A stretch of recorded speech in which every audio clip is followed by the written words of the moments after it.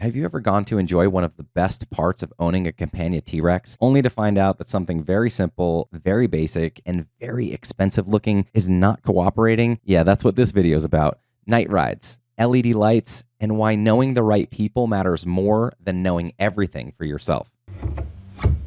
Toward the end of the season, I finally got the chance to do some night riding. If you live up north, you know this is rare. In the summer, it stays light forever, and by the time it's dark enough to ride at night, the riding season is usually on life support. So I was excited. Gear on, app ready, lights on, except they weren't. My LED lights were acting weird. They were super dim, they wouldn't respond to the app properly, and a couple of the colors just didn't exist anymore, like red and orange just not showing up at all. At first, I thought maybe it was user error because, let's be honest, that's usually the safest assumption, but to my surprise, it wasn't. So I did what I always recommend people do with specialty machines. I called my dealer. In my case, that's Darren Burnside, who sold me my T-Rex and has since become a good friend. And I'll say this plainly, it really pays to maintain a good relationship with your dealer, especially with a specialty item like a Campagna T-Rex. I know that some of you guys might be enticed by bigger dealers, louder voices, or more polished operations, but Darren is one of those guys who actually answers the phone, listens, and knows these machines inside and out. And honestly, one of the nicer and more genuine guys in the business. After a quick conversation and some basic troubleshooting, Durand had a pretty strong suspicion: the control unit. He set me up with a new LED controller, walked me through the installation process, and as soon as it arrived, I swapped it. And sure enough, that was the right move. After a little fine-tuning, everything snapped back to life. Full brightness, all colors working, perfect response to the app, bright as new. I was pumped. Night rides were back on the table. The T-Rex, once again, looked incredible, and I was already picturing longer evening rides as the season stretched on. Unfortunately, if you've been following the channel, you know what came next. Even though we had an unusually great weather year, my season still ended earlier than planned thanks to a tire repair saga that deserved its own mini-series. Cold temps, cold roads, Wyoming winds doing Wyoming wind things. So for now, the T-Rex is tucked away, lights ready, waiting patiently for spring. Here's the real point I'm trying to make. Owning a specialty machine like a Campagna T-Rex isn't about knowing everything. It's about knowing who to call when you don't. Good dealers matter, good relationships matter, and they can be the difference between enjoying ownership and getting completely disenchanted with the T-Rex entirely. If you've had weird electrical gremlins, lighting issues, or a dealer who saved the day, drop it in the comments below. I know I'm not alone. And if you want more real-world T-Rex ownership stories, the good, the frustrating, and the funny, stick around. I'll see you guys on the next one, hopefully under glowing LEDs. Remember to be nice and ride safely.